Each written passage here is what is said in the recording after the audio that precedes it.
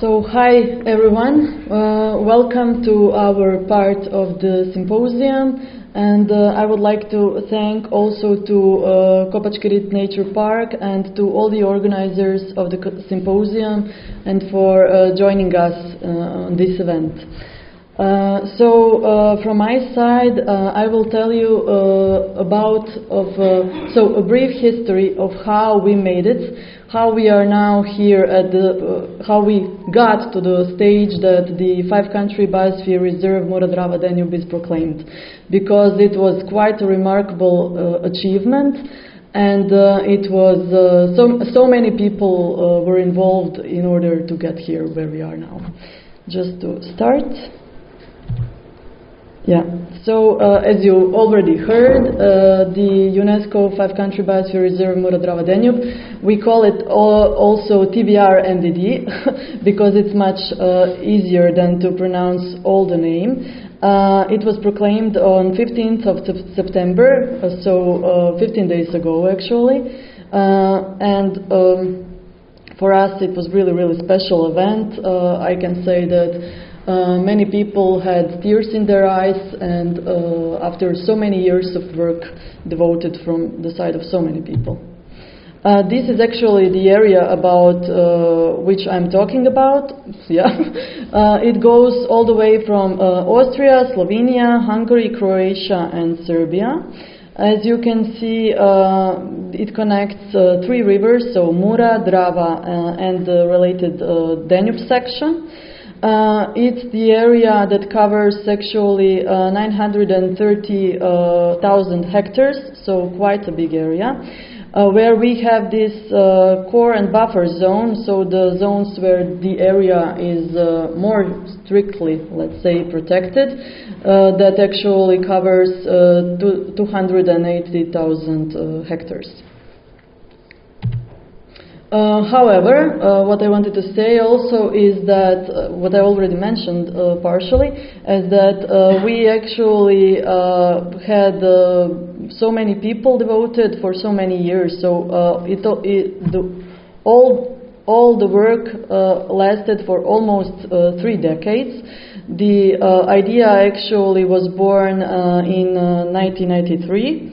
As you will be able to see now, thanks to the devotion of number of dreamers. The idea was born and it was the vision of Martin Schneider-Jacobi from Euronatur. So it is an NGO organization, yeah, similar to WWF, but we jointly then shared the initiative, and WWF took over the initiative to lead the way towards the Biosphere Reserve proclamation since 2000 onwards. However, many NGOs were included, were supporting the initiative. Not only NGOs, but also people who were really devoted towards the protection of the area. Here you can see Martin on the left side. And unfortunately, I have to say that many of those people who were here at the start, who were there at the start, are unfortunately no longer with us. However, I would really like that we all jointly recognize the importance of those people who shared their dream at the start. Sorry? Yeah, so this was the first document, so proposal for a Transfrontier Biosphere Reserve, so from the 1990s, yeah, a long time ago. And this is actually the first WWF person in the region, David Reeder. I unfortunately didn't have the chance to meet him. For example, I did meet Martin Schneider-Jacobi, however, David I didn't. Although I heard so many very nice stories about his devotion, about how he loved people, how he loved nature in this area, and how he actually wanted to contribute to the biggest extent possible. So yeah, I think that we should also recognize that. So let's say that 2 of them were the initiators of the whole story. that two of them in a way became dreaming, and then additionally many people got involved. In order to protect this beautiful riverine landscape, what got them to be eager to protect this area was actually this beauty, this natural beauty that they saw here, that they were able to witness with their own eyes. The many oxbows, sandbanks, floodplain forests, and all those living parts of the floodplains that you cannot that you can no longer witness to this extent in the Western European countries. So they started with this initiative.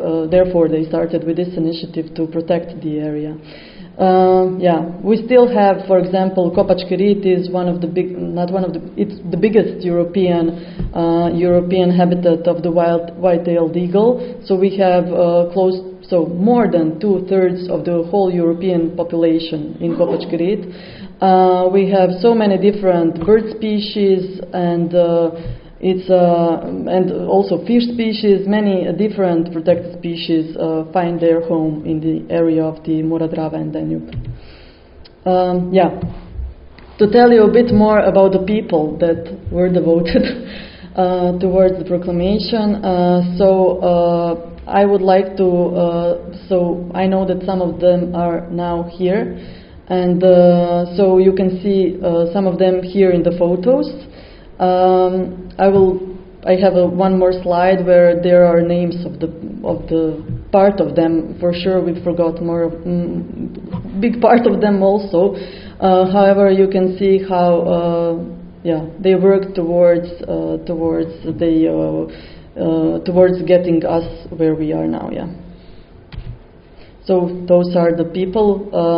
Although apologies to anyone who is not on the list. But I would like to, in a way, pay respect towards the people that I did see now. So, Mrs. Helena Hečimović, Miss Kristina Pongrac. So I've seen here also Jasmin Sadiković, Tibor Mikuška. So my colleagues from WWF, Branka Španiček, Ana Kuzmanić. So there is also Olga Jovanović. Used to be Jovanović, I don't know the last name now. However, there are people who were so devoted from the NGO scene and that are here now. So, I think that, if you are, I would like that we actually clap for those people that were.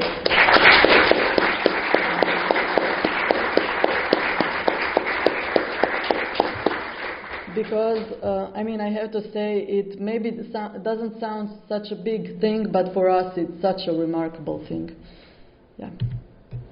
And I am a bit emotional now I have to say, I don't know, tears in my eyes and all that, the attention about protection of this area was actually built additionally not only because of the beauty and the nature that we had here, but also because of the threats. And there was a threat of building, so in the early 90s, the threat of building one big hydropower plant between Hungary and Croatia, close to Đurđevac on Drava River. And therefore, the movement was even bigger than it would be in a different way if there wasn't so many threats. So really beautiful photos you can see. Different threats you can see here: sediment excavation, hydropower plant, unsustainable fishing, agriculture, etc. Although we should all make a joint language to protect our beautiful area. And as I mentioned, since the year 2000, WWF joined and started to lead the initiative. We were really devoted and then jointly with the ministries of Environment jointly with and different ministries of tourism, etc., not only environment, and with the protected area authorities, with institutes for nature conservation, and many others. We were working towards conservation of this area as the, I think I have the wrong slide here, but I will get back to this. Sorry, we had some issues with my presentation, and it seems like it got a bit messed up. Sorry. We were jointly then going into the direction of proclaiming this UNESCO 5-country biosphere reserve.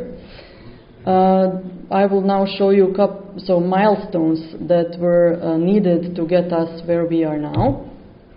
So in the year 2009, Croatia and Hungary signed the bilateral ministerial declaration in order to establish the cross-border, so bilateral biosphere reserve between Hungary and Croatia.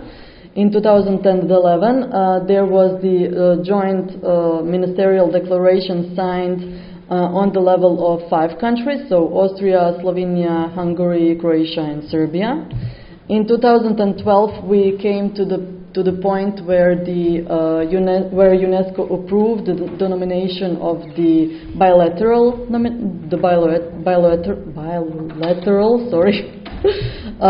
biosphere reserve between Croatia and Hungary. In 2016, it was the Slovenian biosphere reserve Mura was nominated, and also the Bačko Podunavlje from the side of Serbia. In 2017, the Bačko Podunavlje was approved in Serbia as a biosphere reserve. In 2018, Slovenian biosphere reserve Mura was approved by UNESCO. In 2018, also the nomination of the Austrian part went to UNESCO to Paris, and then they got the confirmation from the UNESCO in 2019. So they proclaimed the lower Mura Valley as the biosphere reserve in their country to connect it to our parts. In 2019, the nomination was sent to Paris, joint nomination of all the 5 countries for the biosphere reserve. And in September 2021, the UNESCO designated this 5-country TBR MDD.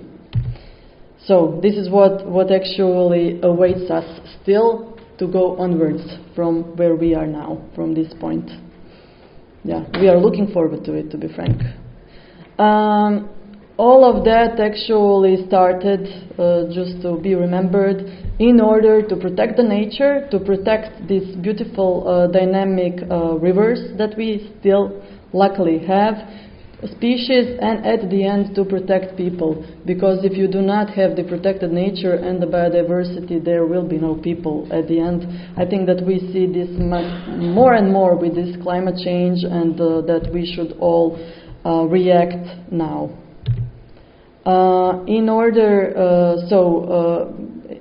What I wanted to say is that the biosphere reserve itself actually connects, it connects nature, it connects people, and you can see also here some of the pictures that we actually promote. So, as the traditional traditional food, traditional agriculture, etc.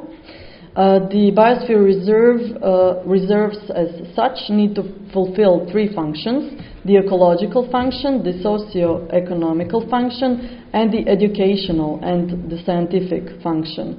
It is actually sort of a holistic approach towards management of any area or any landscape that is proclaimed as the biosphere reserve.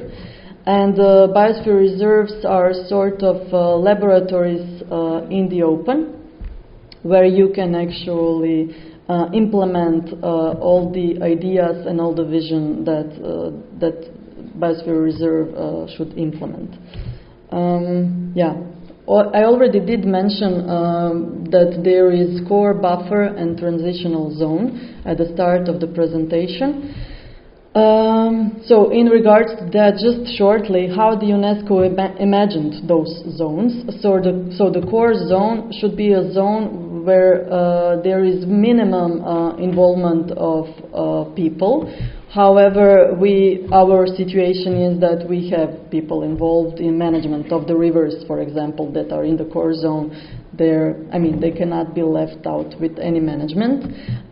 Then there is the buffer zone. The buffer zone is here to buffer, to protect the core zone.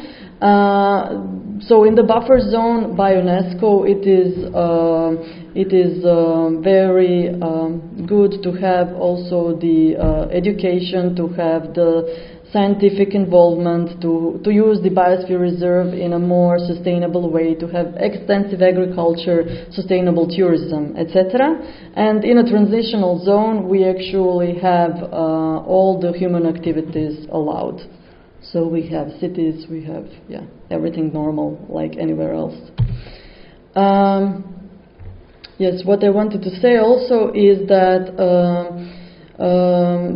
restoration of rivers and their floodplains, meadows and forests, and sustainable management of all the resources that nature provides us with, as the jointly with extensive agriculture, forestry, and etc. Species protection and sustainable tourism should be in place in order to have at the end the sustainable management of the biosphere reserve itself. I would like to just go back quickly to tell you, my apologies for this, but okay, so I will tell you just shortly about a couple of projects. WWF implemented many projects jointly with partners, not of course on our own. I think nobody can do anything on his own. So one of major achievements was actually this joint collaboration between nature conservation and water management within Drava Life. It was also the project that was mentioned yesterday, if somebody participated, where we started the collaboration in order to restore some of the sections of the Drava River, in order to further improve the river dynamics and the nature characteristics of the river. And of course, along with that, to increase the retention capacity, so for the high water levels for bigger floods. So on one hand, with this project, we are contributing to decrease of floods, but on the other hand, we are also improving the conditions during drought periods.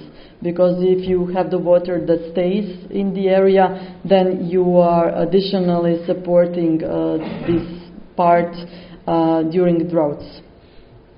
So it all connects very well with the climate crisis that we have now, and to increase the resilience towards climate change. So some of the pictures here and some of the colleagues also. So there is another quite interesting project that we are implementing, and it is in its last month now of implementation, and that is Amazon of Europe bike trail funded by the DTP.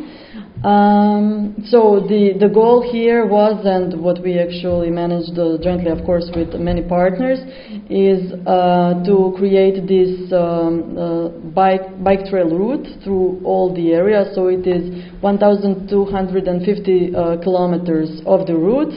The reason why WWF actually initiated the project is that we wanted to support people who are living in the area, and as I was mentioning, one way is to support them through improvement of agricultural practices. The another way is to support them through sustainable tourism. So we started with this, and one additional. So you will be able.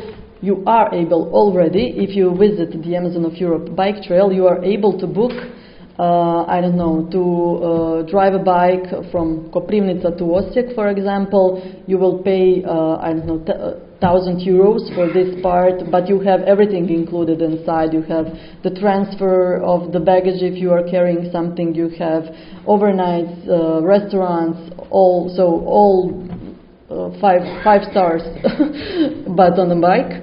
And you actually also pay a percentage. Out of that sum, a percentage goes towards nature of this area and towards protection and conservation projects that will be implemented in the future.